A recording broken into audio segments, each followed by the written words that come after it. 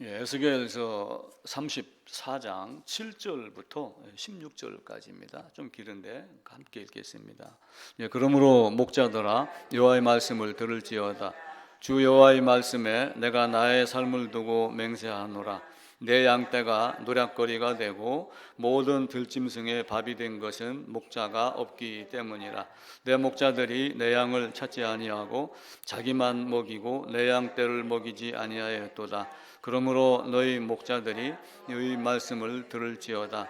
주 여호와께서 이같이 말씀하시되 내가 목자들을 대적하여 내 양떼를 그들의 손에서 찾으리니 목자들이 양을 먹이지 못할 뿐 아니라 그들이 다시는 자기도 먹이지 못할지라. 내가 그 양을 그들의 입에서 건져내어서 다시는 그 먹이가 되지 아니하게 하리라. 주 여호와께서 이같이 말씀하셨느니라. 나 곧 내가 내 양을 찾고 찾되 양 가운데 있는 날에 양이 흩어졌으면 그 때를 찾는 것 같이 내가 내 양을 찾아서 흐리고 캄캄한 날에 그 흩어진 모든 곳에서 그것들을 건져낼지라. 내가 그것들을 만민 가운데에서 끌어내며 여러 백성 가운데에서 모아 그 본토를 데리고 가서 이스라엘 산 위에와 시냇가에와 그 땅 모든 거주지에서 먹이되 좋은 꼴을 먹이고 그 우리를 이스라엘 높은 산에 두리니 그것들이 그 곳에 있는 좋은 우리에 누워 있으며 이스라엘 산에서 살찐 꼴을 먹으리라. 내가 친히 내 양의 목자가 되어 그것들을 누워 있게 할지라. 주 여호와의 말씀이니라. 그 잃어버린 자를 내가 찾으며 쫓기는 자를 내가 돌아오게 하며 상한 자를 내가 싸매 주며 병든 자를 내가 강하게 하려니와 살찐 자와 강한 자는 내가 없애고 정의대로 그것들을 먹이리라. 아멘. 여러 목자가 있는데 이제 거짓 목자가 있을 것이고 또 혹은 이제 이 양떼를 위한 것뿐만이 아니라 세상에 있는 많은 우상들, 이단들 이런 것들이 아마 다 거짓 목자라고 여기면서 이야기를 하십니다. 에스겔 선지자는 2차 포로 때 끌려가서 포로로 끌려간 백성에게 지나온 과정 이런 모든 것들을 다시 살피면서 우리가 어떤 사람인가, 어떤 위치에 있는 사람인가, 하나님이 어떤 분이시기에 우리가 하나님 말씀을 드려야 되는가라고 하는 것 이런 많은 것들을 지적하고 깨닫게 하고 그랬습니다. 그래서 에스겔서 본문을 읽었는데 누가복음 19장 10절에 보면 내가 온 것은 잃어버린 자를 찾아 구원하려 함이다. 또한 이렇게 말씀을 하십니다. 지난주 이번 주 예수님이 성육신에 대한 이야기를 계속 합니다. 그런데 이제 오늘은 좀 짧게 하면서 몇 가지 세상에서 드러난 이런 몇 가지 사실을 그냥 툭툭 던지고 나머지 뒤에 절반은 오심에 대한 이유와 목적을 다시 한번 말씀을 드리고 정리를 하겠습니다. 사람은 누구나가 다 죽음에 대해서 생각을 하고 영혼이라는 것, 하늘 이런 것 다 의식을 하며 삽니다. 임원 16지라고 하여 그 조선시대 후기에 어떤 글 모음 한 책이 있습니다. 제가 이제 우연히 그 글을 발견을 하고 그 내용 일부를 보니까 그 중에 많은 사람들이 당시에는 이제 상제라고 이야기를 했어요. 그러니까 상제라고 해서 뭐 임금 위에 황제, 상제 이런 개념이 아니라 그 상제를 하늘에 있는 어떤 신, 하느님이라고 하는 하늘에 계신 님, 하느님 이 개념으로 상제를 이야기를 한 거예요. 그러니까 이제 알게 모르게 신에 대한 개념, 하늘에 대한 개념을 늘 가지고 사는 거죠. 사람들이 상제한테 소원을 빌었습니다. 여러 사람이 나가서 나는 정승반사하면서 권력을 누리고 살고 싶습니다. 그렇게 되게 해주세요. 그러니까 허락한다. 이렇게 이야기를 한 거예요. 또 한 사람이 그 얘기를 듣고 나는 억만금의 부자가 돼서 풍요를 누리고 싶습니다. 그래 너도 허락한다. 또 한 사람이 나는 명필의 문장가가 돼서 글도 쓰고 시도 쓰고 이렇게 하며 당대의 어떤 문학가로 이름을 좀 날리고 싶습니다. 그랬더니 그것도 허락한다. 그 허락한다는 얘기를 듣고 이제 마지막에 네 번째 있는 사람이 쫓아가서 나도 한 가지 소원이 있는데 들어주시겠습니까? 일단 얘기해봐라. 그래서 얘기를 나는 이름 숫자 쓸 줄 알고 논반 몇 평이고 그리고 그냥 좋은 동락 자연에서 자연을 벗삼아 이렇게 평안하게 살고 싶습니다. 그랬는데 상제가 안 된다. 이런 얘기를 한 거예요. 그리고 안 되는 이유가 뭡니까? 그랬더니 이 험악하고 혼탁한 세상에서 그걸 누린다는 것은 있을 수 없는 일이다. 이렇게 이야기를 했다고 그래요.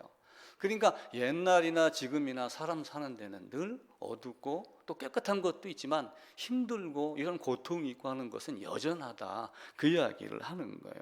근데 그들이 이야기한 상제가 당시에 하늘에 있는 님, 천신, 하늘신, 하느님 이런 개념을 가졌지만은 사실은 우리가 얘기하는 삼위 하나님을 이야기를 한 건 아니죠. 우리나라도 단군 신화가 있잖아요. 우리나라도 역사를 쭉 훑어보면 천신이라고 하여 하늘신을 이야기를 합니다. 그리고 조물주라는 단어를 굉장히 많이 사용을 해요. 그리고 어떤 그 하늘에 있는 하늘을 다스리는 신 환인이 아들을 보내서 환웅을 보내갖고 단군을 낳게 했다. 그래서 그것도 가만히 보면은 하나님이 성자 하나님을 보내서 나를 구원하게 했다. 새롭게 시작을 하셨다. 어떤 이런 의미로 받아들여도 되겠죠. 또 우리나라의 설화에 보면은 마고할미, 서구할미, 삼척에는 서구할미라고 그래요. 일반적으로는 마고할미라고 그러는데 그 그림을 찾아서 보니까 이제 그 여인이 잉태하여 출산을 하는 걸 가지고 세상 창조의 개념을 모티브로 삼은 거예요. 그렇게 가지고 자연 우주 바다 한가운데 큰 거인 여인이 있어서 섬을 만들고 나무를 만들고 하는 이런 것들이 있어요.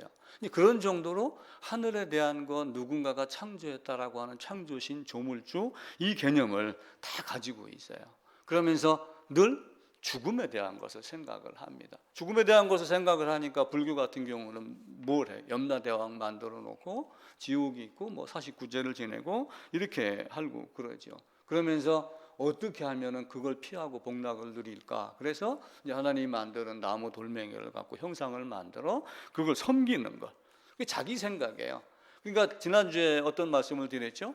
하이델베르크는 율법으로 깨닫게 했다 그랬지만 성경은 자연 만물을 통해서 깨닫게 하고 율법을 통해서 깨닫게 하고 또 선지자를 보내서 깨닫게 하고 그럽니다. 그런데 그런 우주 만물을 보면서도 하나님이 어떤 분이다, 하나님이 만든 조물주가 있다 이렇게 생각하지 아니하고 그걸 가지고 오히려 다른 신을 만들어 섬기는 것이 현재의 모습입니다. 그러니까 우리 삶이 어떤 삶인가 하는 것을 늘 고민을 해야지 돼요. 지금 전쟁이 일어나서 저쪽 하마스 이스라엘은 지금 난리 중에 난리가 되죠.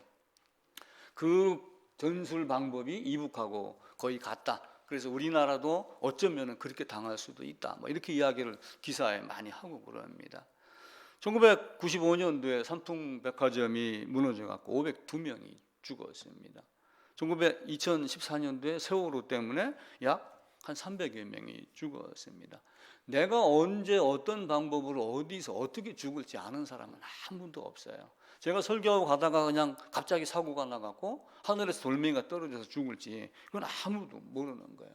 죽음을 알긴 아는데 죽음이라는 것이 있다는 것을 머리로는 아는데 가슴으로는 알지 못합니다. 이 가슴으로 죽음이라는 걸 알았을 때 우리의 삶이 좀 달라지지 않을까 그런 생각을 해요. 언젠가 제가 남자들의 그 유언, 못난 남자들의 유언이라는 얘기를 지난 한두 주 잠깐 꺼내고 그러세요. 에이 죽기 하겠어? 내가 왜 죽어? 이렇게 하고 그러지만 끝내는 죽기밖에 더 하겠어 하는 그 말이 사실은 마지막 말이 돼갖고 그냥 어느 날 갑자기 죽는다라고 하는 이야기를 해요.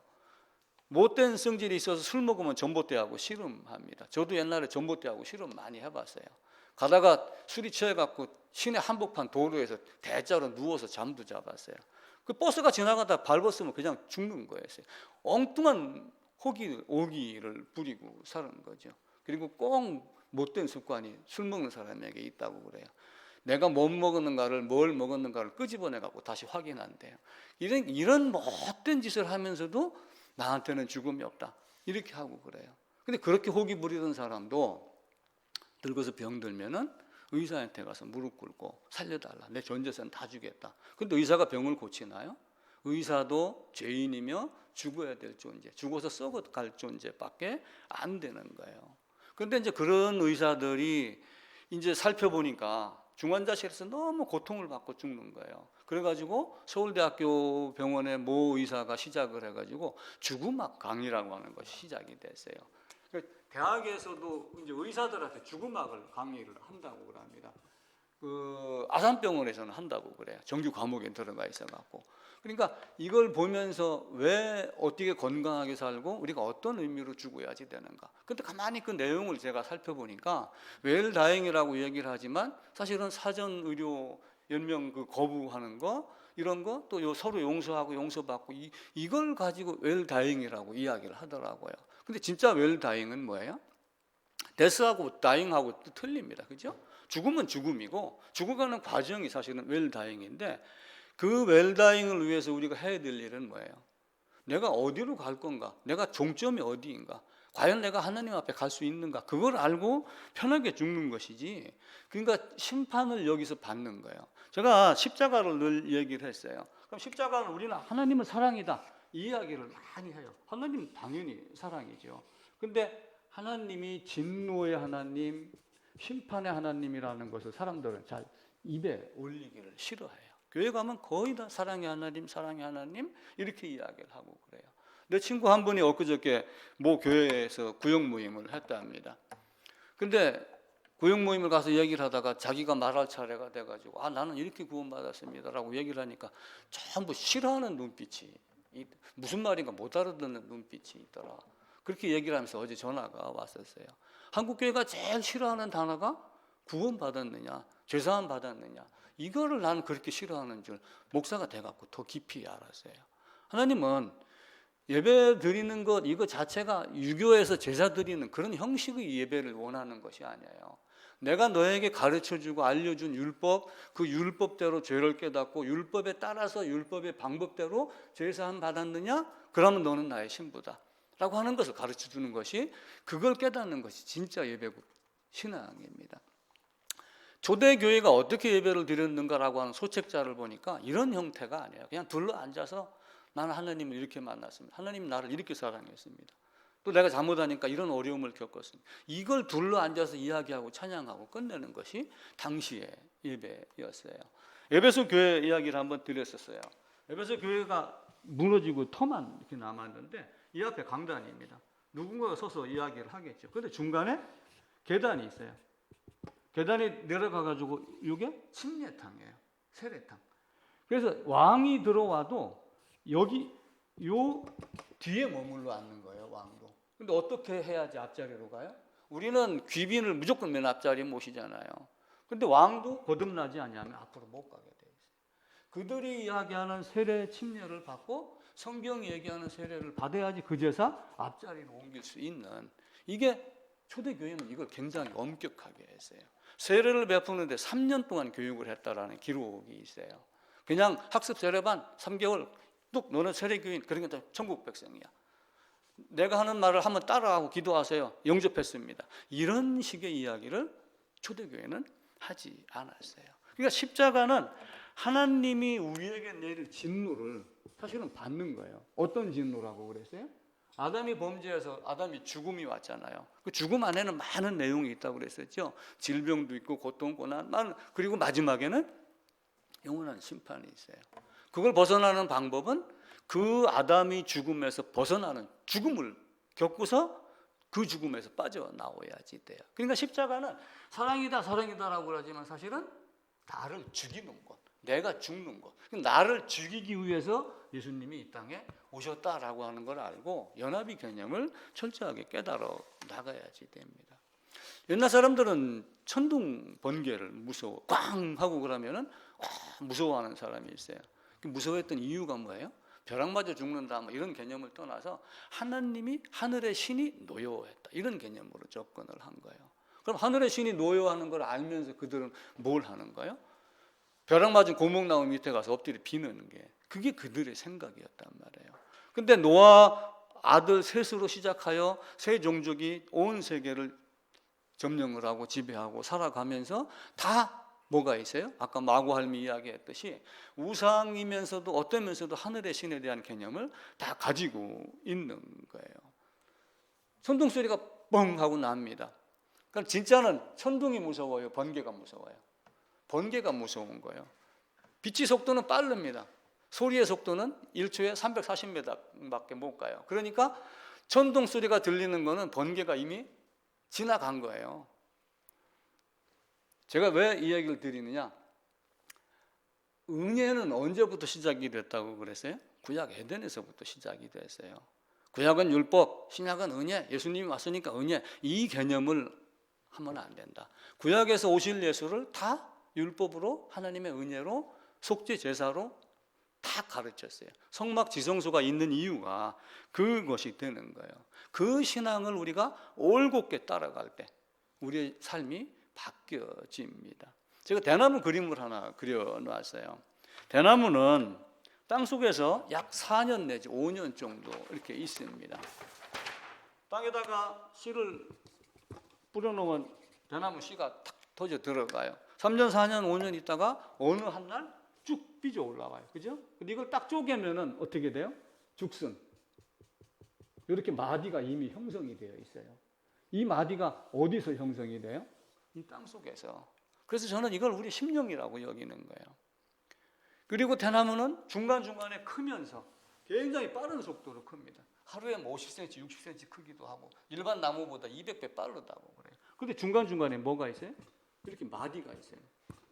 이 마디를 멈춤이라고 사람들은 이야기를 합니다. 그리고 뭔가 응어리가 지고 고통이 있고 힘들고 이렇게 했었을 때 그걸 응집해가지고 참고 견디고 그러면서 뭔가 딱 있다가 떡 뚫고 올라가고 뚫고 올라가고 뚫고 올라가고 하는 이 마디 때문에 대나무가 곧게 서 있다. 그래서 옛날 선비들 대나무를 좋아했던 이유가 뭐예요?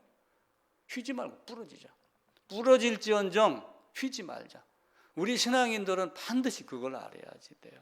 근데 대나무는 공통점이 뭐가 있어요? 속이 비어 있어요. 비어 있는 건 뭐예요? 자기를 비워야지 새 거를 받을 수 있다고 또 해석을 하는 사람도 있어요. 근데 어떤 것을 받기 전에 이전 것을 비우는 건 어떤 목적이에요? 이전 것을 비우지 아니하고 새 것을 받았다. 그럼 어떻게 합니까? 내가 예배당에 앉아 있는데 이전 것을 계속 생각을 하고 이전의 습관을 가지고 이전의 방법대로 성경을 받아들일 수 있나요?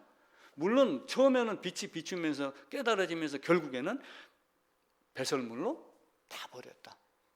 사도 바울은 그렇게 이야기를 한 거예요. 이전에 알고 있던 이런 모든 것들은 다 버렸다. 그거는 율법주의를 버린 것이지 율법 자체를 버린 것은 아니거든요.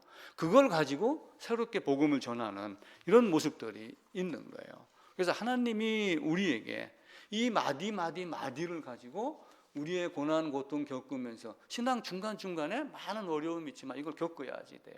그래서 이 대나무를 보고 드럼통을 만들었다고 그래요. 드럼통 보면은 중간에 약간 튀어나오는 게 이렇게 있어요. 드럼통이 있으면 그냥 일자로 되어 있는 게 아니라 여기에 약간 튀어나온 것 때문에 일반 그냥 하는 거와 이거 두 개 넣는 거하고 강도, 인장장 이런 모든 것들이 약 4배, 5배가 강하다고 실험 결과가 나왔다고 그럽니다.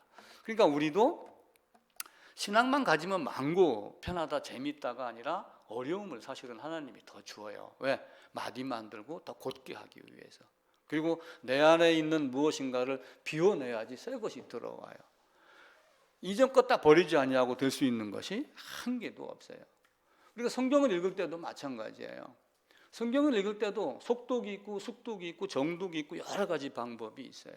근데 속독이 사실은 제일 마지막 단계에서 속독을 해야 돼요. 속독은 어떤 의미냐면은 시험 공부를 일주일 내내 했는데 시험 다음 시간 1교시 시험이 있는데 학교 가자마자 시간 10분 남았을 때 지난 일주일 동안 공부한 공책을 빨리 넘기는 개념. 이게 사실은 속독이 돼야 돼요. 먼저 정독을 하고 숙독을 하고 이렇게 해서 내용이 다 알아졌을 때 그냥 확인하는 개념. 그래서 전체적으로 우리는 통독한다 그러면 빠르게 읽고 전체적으로 읽는 걸 여기지만 정독, 숙독을 하지 않은 상태에서 다 음미하지 못한 상태에서 숙독을 하면 사실은 겉모습 밝힐밖에 안 되는 거예요. 그래서 하나님은 우리에게 먼저 그의 나라와 그의 의를 구하라라고 하면서 내 마음을, 내 심령을 항상 가난하게 이렇게 만들고 그래요. 그래서 내가 목적을 어디에 뒀느냐, 목표를 어디에 뒀느냐 그 얘기에 따라서 우리의 삶이 달라지는 겁니다. 내가 누구냐에 따라서 뭐든지 다 달라져요. 내가 사과나무면 사과가 열려요.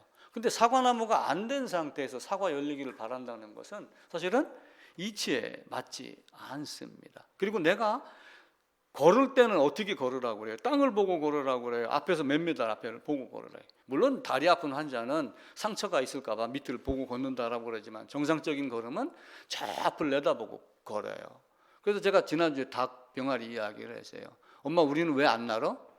주인이 모이를 주는데 내가 뭐 하러 나르니? 주인이 모이 주는데 내가 나가서 먹으려고 할 필요가 없잖아. 그런데 내가 주인이 주는 모이가 아니, 땅이 주는 곡식이 아니라 하늘이 주는 곡식을, 만약에 하늘 양식을 바라본다면 내 고개가 어디로 가야 돼요? 하늘을 향하고 다른 걸 보고 이렇게 가져야지 돼요. 그래서 우리의 삶이 늘 자기를 비우고 자기를 깨끗하게 하고 하는 이런 것들이 계속 연속이 되는 그 마디가 생기지 않으면은 그게 어렵다는 거예요. 그래서 중세의 수도원은 사람들은 갇혀 있는 곳 이렇게 이야기를 하지만 자기를 자유롭게 하려고 자기를 가두었다. 중세 수도원에 있던 사람들은 그렇게 자기를 정의를 했다고 그래요. 그래서 자유롭게 하기 위해서 갇힌 자. 그러니까 하나님이, 바울도 이야기를 하잖아요. 우리를 자유롭게 하려고 자유를 주셨다라고 하는 그 자유는 누구에게 매인 거예요? 예수에게 매인 것이 자유예요, 사실은. 근데 그 예수에게 매인 것을 자유라 여기지 아니하고 나는 이제 어떤 것이든 할 수 있다라고 하는 자유로 착각을 하게 되면은 성경 들고 못된 짓을 하는 거예요. 근데 하나님은 너는 나 위에 다른 신이 없다라고 하는 개념으로 늘 접근을 하셔야지 돼요. 제가 징검다리 얘기도 했죠. 물이 이렇게 내려갑니다. 또랑물이 그렇게 흘러 내려갑니다. 사실은 이 개울로 제가 얘기한 거는 역사의 의미예요. 저 에덴에서부터 구약 거쳐갖고 지금까지 오는 모든 역사, 지금 또한 신약의 역사 여기 딱 나옵니다. 그럼 아담에게서 딱 나와가지고 아벨 나오고 노아 나오고 아브라함 나오고 다윗 나오고 이렇게 하다가 예수 그리스도로 건너뛰어요. 그러니까 이 수많은 역사 속에서 이 징검다리를 발굴하는 거예요. 이 징검다리. 근데 징검다리가 내 마음 안에 안 들어오고 징검다리에다가 내 눈을 꽂지 않냐고, 물가에 놓는 물고기에 눈이 꽂히면 빠져요. 흘러가는 거 그냥 흘러가게 내버려 두고 내가 발을 디딜 것이 어떤 것인가 라고 하는 것을 명확하게 해야 돼요.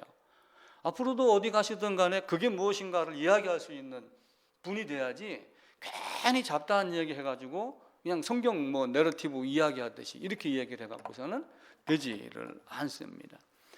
하나님은 내가 어떤 존재인가를 분명하게 대나무가 쪼개지듯이 쫙 갈라지기를 원해요.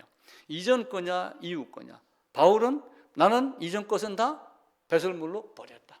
바울은 훌륭한 사람이었어요. 율법의 의로는 흠이 없을 정도로 유교 정신 그 이상으로 바른 삶을 살았어요. 그리고 또 한편으로는 아닌 것은 칼같이 없애려고 스데반까지 죽이 그런 정도의 열정을 가졌단 말이에요. 그러면서 나는 나의 삶의 기준과 갈라진 구별점은 다메섹이다. 다메섹으로 가는 중에 하나님이 나를 적극적으로 개입하셔서 나를 택하여 이렇게 말씀을 깨닫게 했기 때문에 이전이 나와 지금의 나는 다르다라고 하는 것을 다윗은 분명하게 이야기를 해요. 베드로는 뭐 그렇게 딱 잘라서 이야기를 한 적은 없는데 바울을 통해서는 그걸 분명하게 이야기를 합니다. 그래서 여기서 원주에서 출발해가지고 서울로 갑니다. 근데 강릉에서 오는 차가 딱 밀리니까 여름에 수영장에 갔다가 해수욕장에 갔다가 도로가 계속 밀려요. 주일 오후 되면 밀립니다. 그러면 출발했기 때문에 서울 도착하는 것은 맞아요. 무슨 얘기인가 아시겠죠? 이전부터 어떤 과정이든 어렸을 때부터 뭐든 모태신앙이라고 했던 뭐든 뭔가 출발하는 것이 있었기 때문에 내가 신앙을 갖는 건 맞아요. 그런데 바꿔 얘기하면은 여기서 출발해가지고 이렇게 간단 말이에요. 서울이에요. 그럼 인서울 됐을 때의 시점은 어디예요? 여기라고 하는 거예요. 신앙에서는 이걸 자기가 명확하게 구별해낼 줄 알아야지 돼요. 그래서 세상 사람들이 이 이야기를 해요. 내가 어디를 걸어갈 때 내 발 한쪽에 오른쪽 왼쪽에 신발을 두 켤레 신고 걸어가지 않는다. 신발은 한 켤레만 신는 것이다. 그래서 이전은 이전이었고 지금은 지금이었고 나는 언제 어느 때 어떤 방법으로 이렇게 바뀌었습니다. 이 신앙을 분명하게 어디 가서든 이야기할 수 있어야지 돼요. 근데 우리는 그렇게 잘 안 해요. 난 옛날부터 이렇게 해서 모태신앙이어서 나는 어렸을 때부터 교회 유치원 다녀서 이렇게 전부 이야기를 하는데 성경은 그렇게 이야기를 하지 아니하고 너 언제 그리스도 예수와 합하여 죽은 적이 있었는가? 내 안에 들어온 적이 있었는가? 연합하였는가? 라고 하는 것을 계속 묻는 거예요. 전례역정의 기독도가 장방성을 떠납니다. 여기는 안 돼. 떠날 곳이야. 죽을 곳이야. 갑니다. 그러면 장방성을 빠져나온 그 순간에 그가 그리스도인인가요? 그건 아니에요. 가다가 인도자도 만나고 가다가 넘어지고 이렇게 하다가 저길 보니까 십자가가 있어서 그때가 어느 때인가? 그때가 사실은 이때가 되는 거예요. 물론 이것도 굉장히 중요하죠. 저도 이런 경우가 많았으니까. 저도 직장을 다니면서 술 먹고 땡깡 놓고 싸우고 이렇게 하다가 왜 이런 삶이 나에게 있지? 이거 아닌 다른 삶이 없을까? 이렇게 해서 교회를 다니기 시작을 했고 이렇게 하다가 어느 날 하나님이 나를 사랑한 것은 이것이 진짜였고 이것이 진짜 예배였어. 이걸 이제 깨달아 가기 시작을 했죠. 그러니까 우리의 삶도 신발 두 켤레 갖고 되는 것은 아니고 온전한 것, 이전 거와 현재 것을 분명하게 알고 그 좁은 문을 통과한 그 과정을 겪어야지 된다라고 하는 것 꼭 기억을 하셔야지 됩니다. 그래서 항상 방법은 고린도전서 15장에 있는 대로 성경대로 죽고 성경대로 살아난 거예요. 그럼 왜 예수님은 성경대로일까요? 처음부터 그렇게 예정을 하신 거예요. 그래서 바울은 그걸 풀어서 에베소서에서 창세전에 그리스도 예수 안에서 나를 예정했다. 그리고 너 나에게 연합해라. 그걸 가르치는 거예요. 근데 그게 없이 압니다. 그럴 때 주 앞에서 주님이 우리를 가르치지 아니하였습니까? 당신이 오병이어 기적 내릴 때 나도 빵 배부르게 먹었습니다. 난 너 모른다. 성경은 냉철해요. 하나님은 냉철합니다. 어떤 사람이 복권이 5,000원짜리가 됐대요. 그게 기사가 몇 군데서 뜨더라고요. 5,000원짜리가 됐는데 복권방에 가가지고 찾으러 가니까 누가 찾아갔습니다 이러더래요. 세상에 이런 일이 어디 있느냐. 그걸 따진 거예요. 나중에 이제 조사해서 알고 보니까 이 바코드인가 그 QR 코드인가가 뭔가 약간 버려졌대지 오해돼가지고 거기 나오는 숫자를 입력을 할 때 숫자 하나를 잘못 넣었대요. 잘못 넣고 돈을 그냥 5,000원을 준 거야. 그리고 타 갔다라고 이렇게 표시를 한 거예요. 근데 하나님은 그런 오류 있을까요? 하나님은 그런 오류가 없어요. 하나님은 내 안에 있는 자, 예수 안에 있는 자, 그렇지 않은 자를 정확하게 알고 성경대로. 성경은 뭘 가르쳐요? 처음부터 가죽옷 가르치잖아요. 속죄제 가르치잖아요. 성막으로 지성소 가는 방법 가르치죠. 죄인이 죄를 깨닫거든, 죄를 깨닫게 해주거든 희생제물 갖고 와라. 희생제물 머리에 네가 안수하고 죽이고 피를 받아서 누구에게 줘요? 제사장에게 주고 피를 갖고 돌아가고. 그러니까 출애굽할 때 문설주와 인방에다 피 바른 것은 나는 아담의 죽음을 죽은 자입니다를 드러내는 것이지 그냥 형식적으로 빨간 페인트 바른 것이 아니다라고 하는 것을 꼭 기억을 하셔야지 됩니다. 계속 반복해서 하는 이야기가 성경은 두 사람의 이야기다. 한 사람은 누구예요? 에덴에 있는 아담. 또 한 사람은 그리스도 예수. 사람으로 오신 하나님. 이 두 사람의 이야기가 마지막 아담, 첫사람 아담, 둘째 사람 아담 이렇게 이야기를 하고 그래요. 그래서 모든 사람이 죄를 범하였으며 한 사람으로 말미암아 죄가 세상에 들어오고 근데 그거를 해결할 수 있는 분은 누구였다고 그랬어요? 지난주 말씀드렸죠. 그 지난주 창조하신 분만이 창조주의 오염을 뺏길 수가 있고 창조주의 파멸을 막을 수가 있다. 그래서 항상 대표성과 연합을 늘 마음속에 새겨야지 돼요. 그러니까 대표성은 예수님에게만 대표성이 있다 이렇게 생각을 하시면 안 돼요. 대표성은 항상 누구에게도 있어요? 첫 아담에게도 대표성이 있다. 만약에 펠라기우스라고 하는 사람이 있어요. 아담이 범죄를 했습니다. 근데 이제 에덴 밖에 나와가지고 사람이 많이 나는데 그 중에 한 사람이 나와가지고 아담의 죄가 나에게 어떻게 전가되느냐? 전가가 안 됐습니다. 이렇게 이제 우겼단 말이에요. 근데 냉철하게 보면은 전가 이론을 정리를 해야지 돼요. 근데 루터는 이렇게 말했어요. 모든 사람이 아담 안에서 죄를 범했다. 모든 사람이 아담이 죄 가운데서 죄를 범했다. 근데 나중에 와가지고 이 십자가를 얘기를 하면서 예수님과 연합을 이야기를 해요. 예수가 하나 되는 걸 이야기를 해요. 그렇게 해야지 예수의 십자가가 누구의 십자가가 돼요? 나의 십자가가 돼요. 그 결론적으로 이걸 바꿔서 이야기를 하면은 아담 안에 내가 없었다면, 아담의 허리 안에 내가 없었다면 아담의 죄가 나의 죄가 될 수가 없어요. 근데 이 말을 굉장히 어려운 거예요. 이걸 풀어서 이야기가. 그러니까 종교개혁을 했던 루터는 모든 사람이 아담 안에서 죄를 범했다. 그래서 제가 예를 드는 것이 레위가 11조를 드렸다라고 할 수 있다라고 하는 그 이유는 뭐예요? 아브라함의 허리에 있었기 때문이다. 허리라는 개념을 제가 집어넣는 거예요.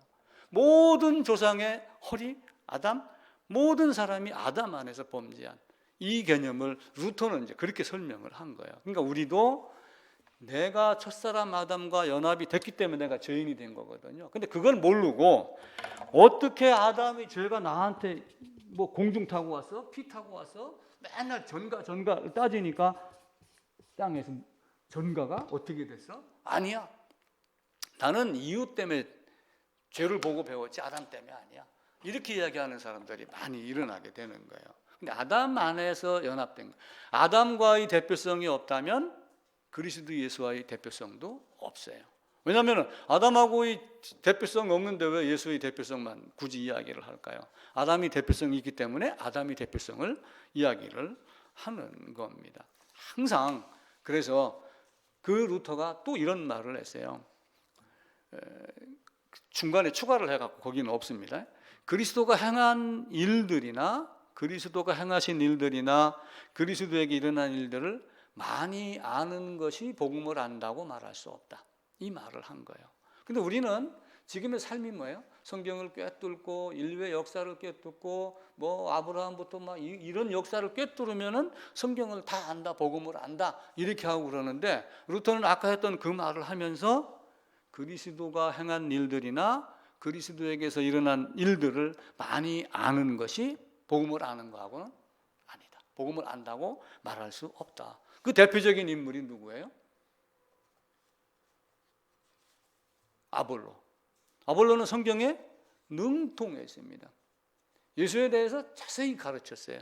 그런데 뭘 빼먹은 거예요? 복음을 모르는 거예요. 그래서 사도행전에서 사람들이 자꾸 헷갈리는 거예요. 예수님이 승천했어요? 40일 기도했어요? 그러니까 성령 임했다 그러면서 자꾸 혓바닥 구부리는 다른 말을 하는 거예요. 혓바닥을 구부렸는데 거기에 온 나라가 한 15개 정도가 돼요. 사람들이. 그들에게 한 말이 뭔가가 사도행전 2장 중간부터 나와요. 그러면서 사도 바울이 죄사함 받으라. 베드로가 제자들이 예수님 가시고 나서 온 세상에다 복음 전하라고 딱 던진 첫 마디 가르치라라고 하는 게 뭐였어요? 죄사함 받으라, 구원 받으라, 죄 없이 함 받으라 그거예요. 근데 우리는 그걸 건너뛰는 거예요. 그리고 많이 알고 어학 능력이 뛰어나서 뭐 박사학위 받고 이러면은 그는 하나님의 사람, 하나님께 쓰임 받는 사람 이런 정도로 이야기를 하는 거예요. 하나님은 특별한 목적을 갖고 나를 찬양하게 하려 합니다. 이사야서 43장에도 그 말씀이 나와요. 이는 나를 찬양하게 하고 내 영광을 위해서 졌다. 하나님이 생기를 불어넣어 생명이 되게 해갖고 인간을 이성적인 동물로, 이성적인 사람으로 만들어서 하나님을 드러내고 하나님을 반영하고 하나님을 찬양하게 하나님의 형상을 새겨서 주었어요. 그러면 그걸 가지고 사람이 해야 될 일은 뭐예요? 근데 또 한편으로 뭐예요? 하나님이 계속하여 말씀을 공급하지 아니하면 인간의 본성상 생기가 일어나고 생명이 되어서 안다라고 그러지만 인간의 지식에 한계가 있는 거예요. 그래서 그 한계 때문에 만물을 보여서 율법으로 선지자로 이렇게 가르쳤는데도 불구하고 인간이 다 깨닫지 못해요. 하나님이 사람을 만들었어요. 예를 들어서 결혼해갖고 어떻게 하다 보니까 애가 생겼다 이렇게 얘기하지 말고 이 아이가 이런 인물이 되게 하기 위해서 내가 낳았다 만약 이렇게 가정을 한번 해보세요. 그런데 그렇게 낳은 아이가 태어난 아이가 밖에 나가서 엉뚱한 짓을 했다. 그러면 부모로서 마음이 아프겠어요? 안 아프겠어요? 당연히 아프죠. 가슴이 찢어지죠. 나는 너가 이렇게 되기를 원하고 기도하고 그리고 잉태해서 낳았는데 왜 네 모습이 이런 모습인가? 라고 한다면은 부모의 마음이 아픈 거예요. 그럼 하나님이 아담을 만들어 놓고 하나님을 반영하게 하고 하나님을 찬양하게 하고 하나님 말씀을 전하는 자로 하고 하나님의 사랑의 대상이 되게 했는데 그가 만약에 돌멩이 갖다 놓고 다른 신으로 얼굴을 다른 데로 돌리고 등을 돌리고 자기 소견대로 하나님 당신은 아니야 나는 이쪽이야 이렇게 한다라고 하면 하나님 마음이 아프겠어요? 안 아프겠어요? 마음이 아프죠. 그럼 어떻게 해야 돼요? 그걸 고쳐야 돼요? 내버려둬야 돼요? 그걸 고치려고 하는 것이 사랑의 하나님이에요. 근데 고치는데 그냥 되나요? 매 한 번도 안 되고 자식 키운 사람이 있나요? 있을 수 있어요. 한 번도 미워한 적이 없고 키운 사람이 있나요? 아마 없을 거예요. 무슨 말씀 부리면 내는 안 됐지만 저놈의 자식은 왜 저래? 하다못해 이런 말이라도 다 했을 거예요. 하나님은 우리를 고치기 위해서 오신 거예요. 그게 십자가고 하나님의 진노이고, 그 진노를 베푸는 것이 내가 호흡이 끊어지기 전에 이 땅에서 예수 안에서 진노받게 하는 것이 하나님의 사랑이라고 하는 거예요. 그 사랑이 내게 있었을 때와 없었을 때가 달라요. 그 사랑을 모르고 계속해서 하나님을 반항한다. 그러면 어떻게 돼? 짐승과 같은 거예요. 내 사랑의 대상으로 하나님의 형상대로 하나님의 인격이 가지고 만들어서 주었는데 엉뚱한 짓 한다면 동물에 불과한 거예요. 그래서 예수님이 오신 거예요. 오신 목적 다른 거 아무것도 없어요. 다른 것 얘기할 필요가 없어요. 그것 하나 고치기 위해서 로마서 1장에 있는 대로 만물로 보여져서 핑계하지 못하게 만들어놨고 율법 줬고 계속해서 선지자 보내갖고 너 왜 그따위로 살아? 내가 이렇게 말했는데 왜 그래? 포로로 끌려가고 나중에 그냥 에레미야 선지자는 3년 동안이나 옷을 벗고 너희 모습이 이렇게 벌거벗겨질 것이다를 그 몸 개그하듯이 실제 상황으로 보여주면서 이야기까지 해요. 그래도 그를 갖다 죽이려고 하고 예수님 오시니까 어떻게 해요? 차라리 바라바를 살리고 있어요. 세상에 그런 법이 어디 있어요? 그게 자기 소견대로 했기 때문에 그렇게 한 거예요. 내가 빚어서 만든 인간이 그 안에다가 하나님의 형상대로 거기다 생기 불어넣어서 생명이 되게 했는데 엉뚱한 짓 하고 있다. 그러니까 당연히 매를 댈 수밖에 없어요. 그 매가 가장 흉악한 십자가의 벌이에요. 근데 네가 받을 수 있느냐? 못 받기 때문에 누가 온 거예요? 내 안에 들어와서 내가 그것을 받게 하는 것이 하나님이 우리에게 준 사랑입니다. 그래서 시편 49편에 보면은 사람이 존귀하나 깨닫지 못하면 뭐와 같다? 멸망하는 짐승 같도다 이야기를 해요. 존귀하다 깨닫지 못한 사람은 멸망하는 짐승 같도다. 시편 49편 20절에도 같은 말씀이 나와요. 베드로후서에서는 본래 잡혀 죽기 위하여 난 이성 없는 짐승과 같다. 짐승과 같이 본능으로 하는 자기 소견대로 그렇게 살다가 그냥 죽는다. 이렇게 이야기를 하는 거예요. 하나님은 다른 방법이 없어요. 자기가 만든 것이 나를 향해서 바라보지 아니하고 엉뚱한 데를 바라보니까 나를 바라보게 하고 내가 원래의 목적의 사랑의 대상으로 만들었던 것을 회복시키기 위해서 이 땅에 오셔서 나를 다시 사랑의 존재로 만드는 거예요. 제가 예를 한두 군데 들어놨어요. 183쪽에 보면은 자신과 결혼할 신부가 있습니다. 내가 약혼한 여인이 있어요. 근데 갑자기 오랑캐가 와가지고 뺏어갔어요. 그럼 어떻게 할 거예요? 그냥 뺏기고 말 거예요? 쫓아가서 뺏어올 거예요? 쫓아가서 뺏어오야죠. 죽기 전까지. 요번에 그 하마스 공격할 때 그 약혼한 사람이라든가 부부라고 하든가 수류탄이 떨어진 거예요. 근데 수류탄이 떨어졌는데 이 남자가 그 수류탄 위로 몸을 던져서 자기는 죽고 자기 애인은 살려냈어요. 뭐 이 애인의 뒷모습이 어떨지는 우리는 그건 몰라요. 단지 그 순간에 그가 그렇게 살아났다라고 하는 거예요. 예수님은 그런 마음으로 온 거예요. 예를 들어서 남이 뺏어갔다. 아니면 그 약혼한 여인이 다른 남자하고 눈이 맞아서 멀리 갔다. 포도원 얘기가 성경에 나오잖아요. 어떤 부자 포도 사람이 포도원을 만들어 갖고 새를 주고 가가지고 나중에 새 받으러 보냅니다. 종들 보내는데 때리고 죽이고 그러니까 아들은 안 죽이겠지 해가지고 아들을 보내는데 아들도 죽였다. 이렇게 이야기를 하잖아요. 만약에 그렇게 도망갔어요. 스스로. 그럼 어떻게 해야 돼요? 쫓아가서 확인해보고 끝까지 아니라면 죽여버리고 말해야죠. 그래서 그렇게 죽임 당하는 자가 영원한 유황불의 형벌로 가는 거예요. 오늘 읽었던 에스겔도 보면 거짓 목자가 나오고 그들을 찾는다. 잃어버린 양을 찾는다라고 그래요. 그럼 잃어버린 양은 단순하게 성경에서 이방인들 아니면 유대인들 구원 받는 것 잃어버린 양 이 개념만 할 게 아니라 사실은 아브라함의 후손들은 이미 택함 받은 자로 여기면서 자녀의 개념에서 격기를 빠졌기 때문에 그들을 다시 찾아오는 잃어버린 양도 되긴데요. 두 가지 이유로 다 설명할 수가 있을 것 같아요. 하나님은 영입니다. 근데 영이신 하나님이 나와 같은 사람으로 오기 위해서 살과 뼈를 갖고 왔어요. 그 살과 뼈를 갖고 오기 위해서 누구에게 들어간 거예요? 마리아에게 들어가서 성령을 잉태되어 이렇게 오셨습니다. 죄인을 구원하려고 죄인으로 왔어요. 사람을 구원하려고 말씀이신 하나님이 사람으로 왔어요. 근데 죄가 있어요, 없어요? 그에게는 죄도 없고 죄를 알지도 못하고 죄를 짓지도 못하는 사람으로 오셨지만 그분은 한 분 하나님입니다. 어떻게 하나님이 영이 사람으로 오셨는가? 그 신비는 우리는 아무도 몰라요. 없는 것을 있는 것으로 부르시는 하나님인데 무엇인들 못하겠어요? 우리도 봐보세요. 별것 아닌데 어떻게 다 아기가 태어나는 그 신비만 보더라도 놀랍잖아요. 아까 대나무 죽순 이야기를 했어요. 그 유산 병원 가서 유산하지 마라. 그래갖고 그 동영상이 있어요. 병원에 가서 유산하는 장면에 그 집게인가 가위인가를 이렇게 툭 대면은 그 있는 태중의 아이, 그 형성된 그 아이가 몸을 푹 떨고 피하는 장면이 나와요. 그래서 낙태하려고 하는 사람들에게 그걸 보여주는 거예요. 하지 마라.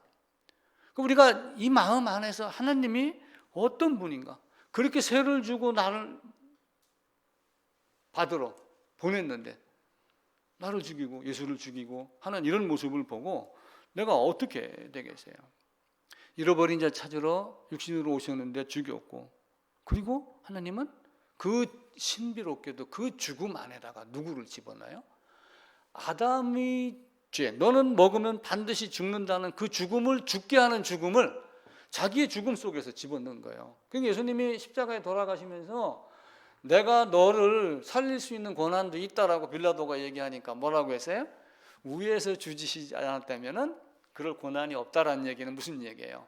여자의 후손으로 와가지고 죽겠다라고 하는, 그렇게 해야지 떨어져 나간 놈을 다시 울타리 안으로 집어넣을 수 있다라고 하는 그 신비로운 하나님의 계획이며 방법이며, 그는 그렇게 죽어야지 되고 죽인 놈은 영원한 형벌이고 그 죽음 안에서 죽은 사람은 연합하여 부활함으로 영원한 새 예루살렘에 들어가는 이 오묘한 것을 성경 전체를 보고 정독도 하고 숙독도 하고 그렇게 하다가 나중에는 시간이 되면 하루에 한 권씩 읽으세요.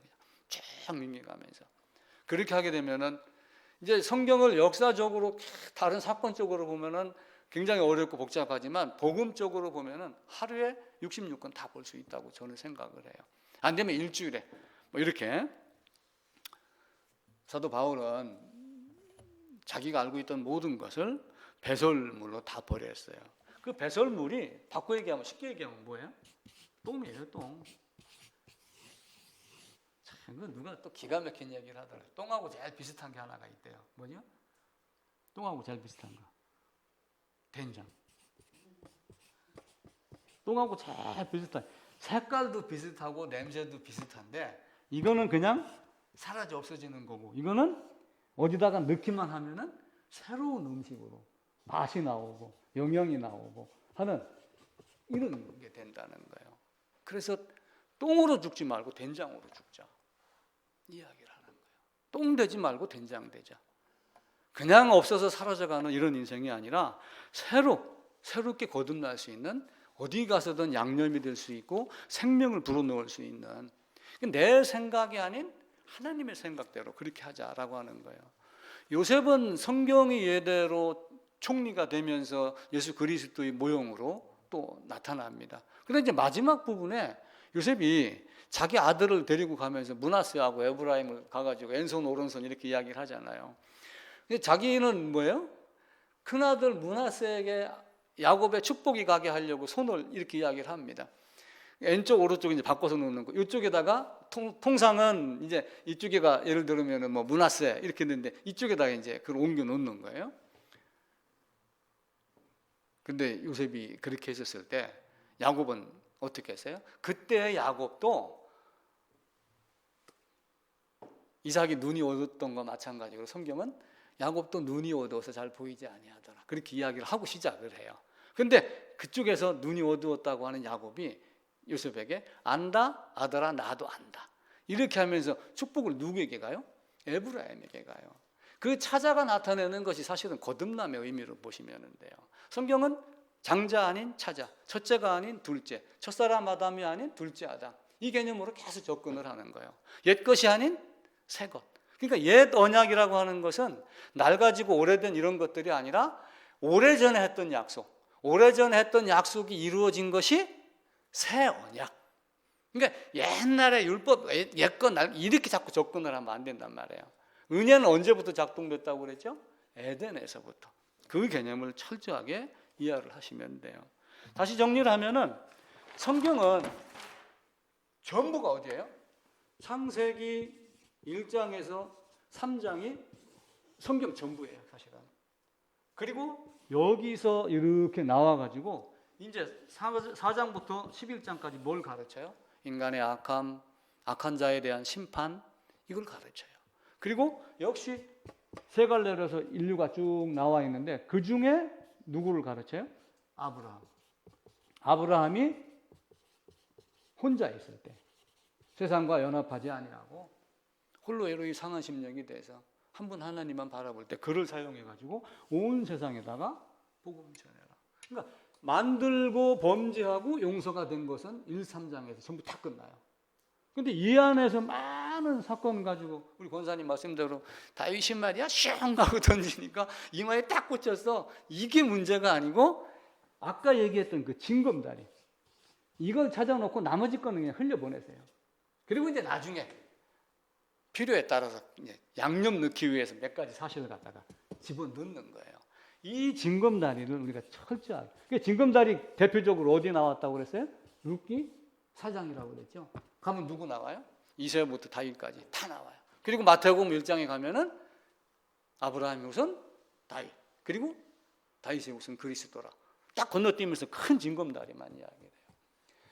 요 몇 가지를 딱 알고, 제가 늘 얘기했던 거 있어요. 싸움꾼 중에 골목 싸움꾼은 무기가 많고 진짜 싸움꾼은 뭘로 싸워요? 몸으로 싸운다. 아무것도 없어요. 자기 몸으로 싸우는 거예요. 그 일본에 가가지고 그 했던 그 최배달인가 하는 사람이 있어요. 최배달이 실제 이 사람이에요.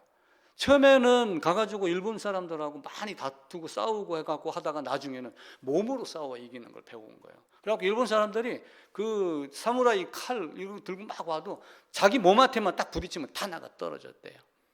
그런 정도로 자기는 무기가 없어도 나는 나로서 이길 수 있다. 우리는 예수 한 분으로 이기는 이런 분이 되기를 부탁을 드릴게요. 닭이 모이가 여기 있기 때문에 우리는 날 필요가 없다 이렇게 얘기했지만 한편으로는 나는 닭이 아니고 나는 독수리야 이렇게 생각을 바꾸는 거예요. 그럼 나는 독수리이기 때문에 너가 주는 것, 세상이 주는 건 먹지 아니하고 나는 하늘에 오르고 내가 먹이를 구하겠다. 내가 계산은 잘 못하겠어요. 지상에서 10m 높이에 있다가 100m 높이에 있다가 만약에 500m 높이에 있다가 막 보이는 가시거리가 굉장히 많이 차이가 있을 거예요.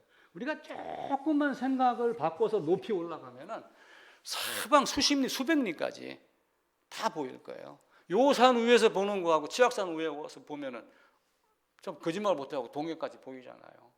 이런 정도로 우리의 생각만 그리스도 예수 안으로 찾아 올라가고 꽉 차면 우리의 삶이 달라질 것이다 라고 하는 거거든요. 그래서 예수님이 오신 이유 성육신은 사실은 나를 구원하기 위함인데 내가 죄가 있기 때문에 죄인으로, 사람이기 때문에 사람으로, 그리고 만드신 목적대로 안 돼 있으니까 마음이 아프겠어요? 안 아프겠어요? 당연히 아프죠. 아까 애인 얘기를 드리고 약혼녀 얘기를 드렸지만 기껏해서 약혼식을 했는데 도망갔다? 빼앗겼다? 그러면 차지하죠.